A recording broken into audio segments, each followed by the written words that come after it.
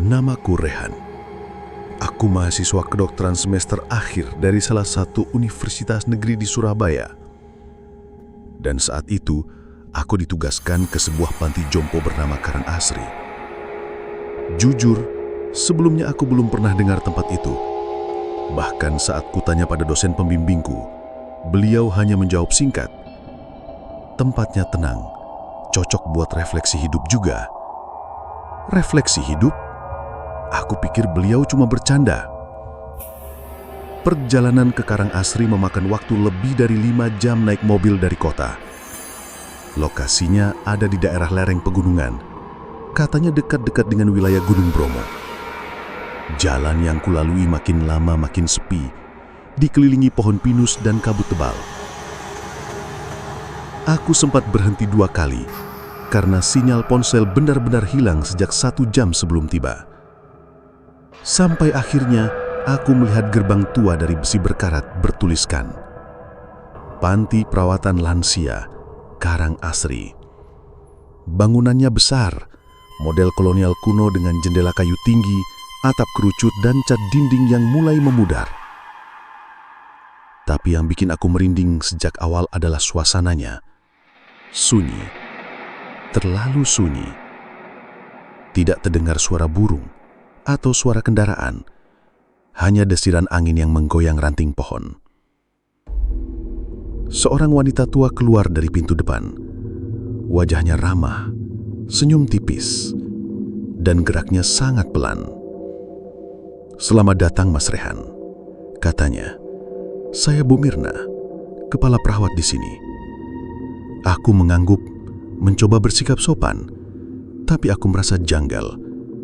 Aku belum sempat mengenalkan diri, belum mengirim pesan, bahkan sinyal pun tak ada. Tapi dia tahu namaku. Hari pertama dimulai cukup tenang. Bu Mirna mengajak aku keliling panti. Ada 6 kamar utama untuk para lansia, ruang perawatan kecil, dapur dan taman di belakang yang dipenuhi bunga kenanga dan kembang sepatu. Tiap pasien di sini mandiri, tapi tetap perlu observasi, kata Bu Mirna sambil tersenyum. Saat sore tiba, aku dikenalkan pada beberapa penghuni. Ada Bapak Sutrisno, bekas guru matematika. Ada Ibu Wati yang katanya dulunya bidan. Ada juga Pak Mangun yang hanya duduk di kursi goyang menatap kosong keluar jendela. Saat aku memperkenalkan diri, hampir semua dari mereka menyambutku dengan ucapan yang sama. "Selamat datang di rumah terakhir, Nak." Aku tertawa kecil, menyangka itu hanya semacam candaan khas orang tua. Tapi entah kenapa, ucapannya terasa dingin, dalam. Malam pertama aku menginap di kamar kecil di lantai 2. Kamarnya cukup nyaman, tapi suara jam dinding yang berdetak terdengar terlalu keras. Sekitar pukul 2 dini hari, aku terbangun oleh suara langkah kaki, seperti sandal yang diseret-seret di lantai lorong. Perlahan, pelan, terus berulang. Aku pikir itu hanya salah satu lansia yang ke kamar mandi. Tapi saat aku intip ke lorong, kosong. Tidak ada siapa-siapa. Pagi berikutnya, saat aku sedang ngobrol dengan Pak Sutrisno di taman, beliau tiba-tiba berkata pelan, "Aku meninggal tahun 1997 di kamar mandi rumahku, terpeleset." Aku menoleh, bingung. Aku pikir dia hanya sedang mengigau atau kena delusi. Tapi wajahnya serius. Matanya menetap kosong jauh ke depan.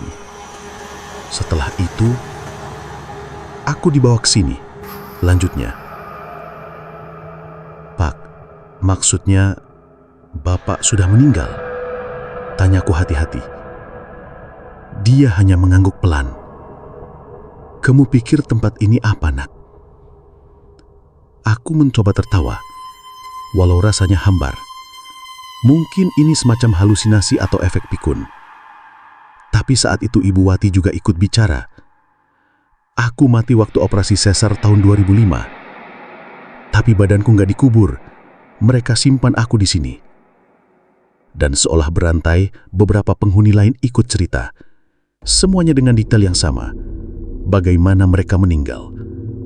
Salah satunya bahkan bilang, dia dikubur hidup-hidup dan berhasil keluar dari tanah dengan bantuan ibu penjaga bumi. Aku mulai merasa ini lebih dari sekedar gangguan mental.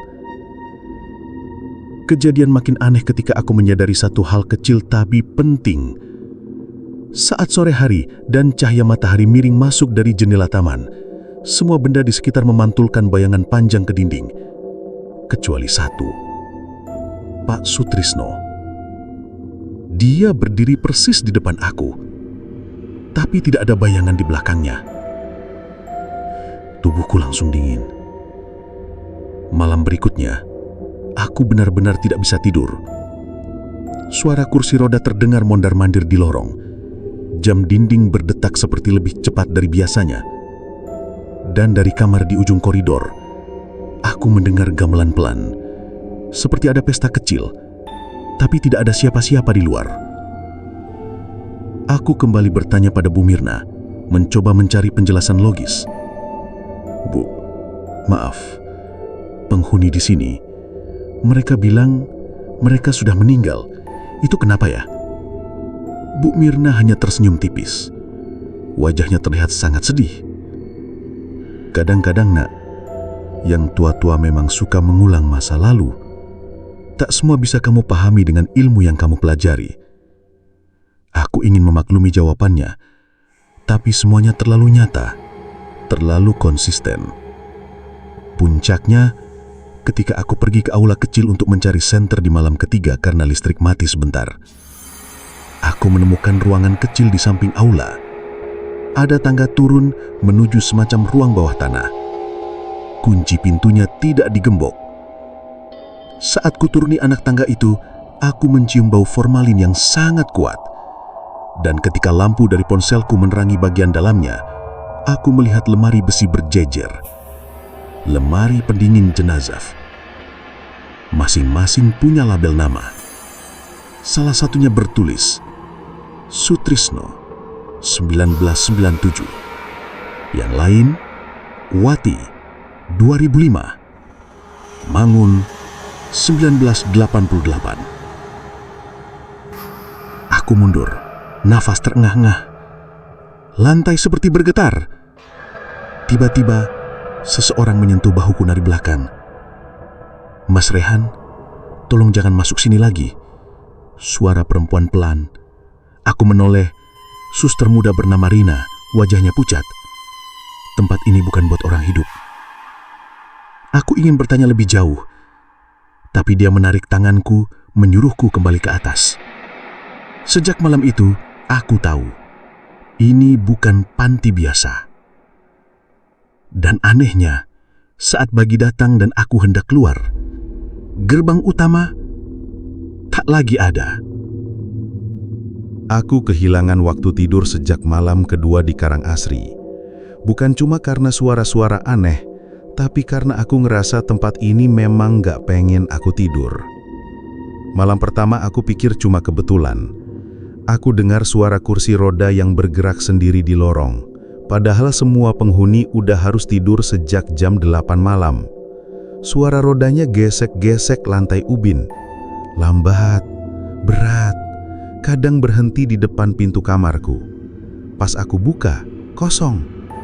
Tapi makin malam, suara lain muncul, kayak suara musik gamelan, sayup-sayup dari aula belakang. Waktu aku jalan ke arah sana, lampu-lampu koridor mulai redup sendiri satu persatu. Padahal kemarin sore, listrik di sini sempat mati total. Katanya kabelnya dimakan tikus. Lah, ini kok malah nyala sendiri? Aulanya kosong, tapi ada bekas abu dupa di lantai. Hangat, baru banget dipakai. Malam keempat, aku nggak tahan. Aku memutuskan buat ikuti suara langkah kaki yang terdengar dari ruang makan. Suaranya kayak sendal jepit, perlahan, nyeret-nyeret lantai, terus hilang di dekat dapur belakang. Di sana aku nemu pintu tua dari besi, agak karatan, terkunci, tapi engselnya longgar. Ku congkel pakai sendok makan, cuma itu yang ada di tanganku, dan berhasil kebuka. Tangga batu turun ke bawah, gelap, lembab, dan bau besi karat bercampur amis. Di ujungnya ada ruang bawah tanah. Nggak besar, tapi isinya lemari pendingin mayat. Deretan peti melogam lengkap dengan nama label. Tapi yang bikin aku mau muntah, nama-nama yang tertempel itu adalah nama-nama penghuni yang masih hidup di lantai atas. Pak Sutrisno, Bu Wati, Mbah Sarbi, bahkan ada satu laci bertuliskan Rehan, namaku sendiri. Aku mundur, panik. Baru aja aku mau lari, seseorang berdiri di ujung tangga. Suster Rina. Rina bilang dengan suara tenang tapi dingin, "Kamu nggak boleh kesini." Aku gemetar. Apa ini semua? Kenapa ada nama saya di lemari mayat? Dia cuma bilang, "Kamu gak boleh tahu. Semakin kamu tahu, semakin sulit kamu pulang." Aku maksa nanya, "Rina, tempat ini apa? Mereka semua bilang udah mati." Rina menunduk. Mereka gak bohong. Aku mundur, lari balik ke kamarku. Tapi lorong-lorong itu kayak berubah. Tangga jadi lebih panjang, jendela jadi lebih sempit. Kayak tempat ini lagi nutup diri. Dan yang paling parah, besok paginya gerbang utama hilang, diganti tembok beton dan semak tinggi yang gak pernah ada sebelumnya. Bu Mirna cuma bilang, "Kamu masih di sini. Biasanya yang tahu ruang bawah udah gak kembali." Hari kelima, aku nyaris putus asa. Tapi yang bikin merinding, sore itu semua penghuni duduk melingkar di taman belakang. Diam, tenang, menatap ke arahku bersamaan. Mereka bilang dalam suara yang sama-sama datar, "Sekarang kamu bagian dari kami." Aku pengen teriak, tapi suaraku lenyap. Gak ada sinyal, gak ada jalan keluar, gak ada siapapun yang bisa nolongin aku. Malam itu, aku sadar, mungkin aku udah gak punya tempat pulang. Aku terbangun dengan kepala berat. Semua terasa berbeda. Kamarku sekarang tampak lebih tua, catnya mengelupas, tirainya berdebu, dan spray tempat tidurku berubah menjadi motif lawas, seperti dari tahun 80-an. Bahkan koper dan semua barangku hilang. Aku duduk secara perlahan. Tubuhku masih lengkap. Tapi kenapa rasanya dingin sekali? Aku keluar kamar, lorong-lorong panti yang kemarin terlihat bersih, sekarang jadi kusam, berlumut, dan cahaya lampunya lebih redup. Seakan aku berada di versi masa lalu dari tempat yang sama. Tapi para penghuninya masih di sana, berjalan pelan, duduk di tanaman taman, menyiram bunga. Bedanya sekarang mereka semua berpakaian putih. Dan mereka menyapaku dengan kalimat yang kini terasa begitu menyeramkan. "Selamat datang kembali, Rehan." Aku panik, berlari ke ruang depan. Di sana di dinding dekat ruang resepsionis, ada beberapa foto tua yang sebelumnya pernah aku lihat.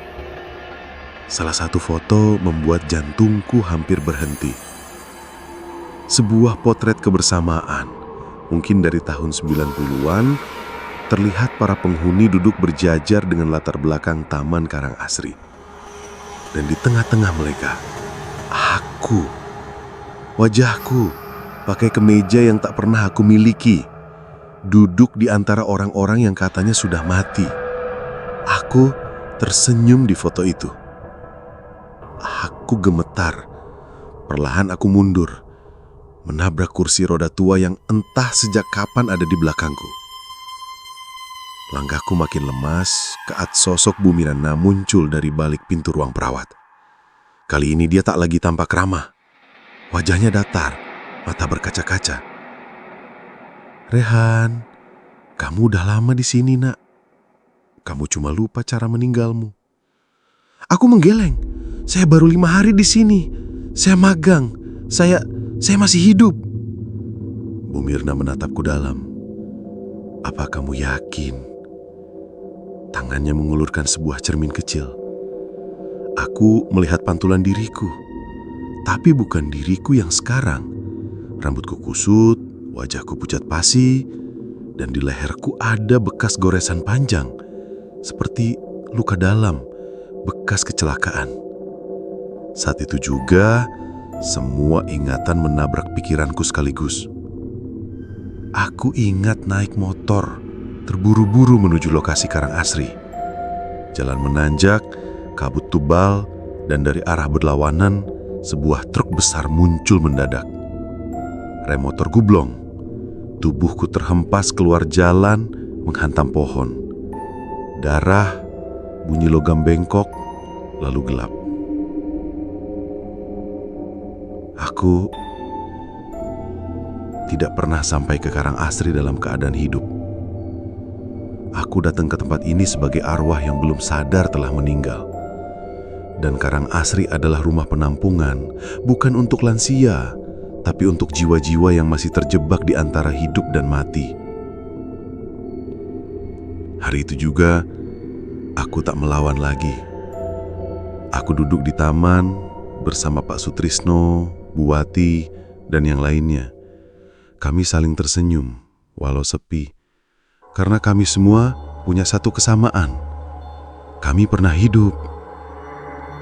Tapi sekarang, kami adalah penghuni tetap Panti Jompo Karangasri. Dan setiap kali ada orang baru datang, kami hanya bisa berharap mereka belum menyadari kalau mereka juga sudah mati. Kalau suatu hari kamu jalan ke arah Gunung Bromo dan melihat bangunan tua bertuliskan Panti Karangasri di pinggir jalan, tolong, jangan berhenti, jangan coba masuk. Karena siapapun yang menginjakkan kaki ke sana, belum tentu bisa kembali.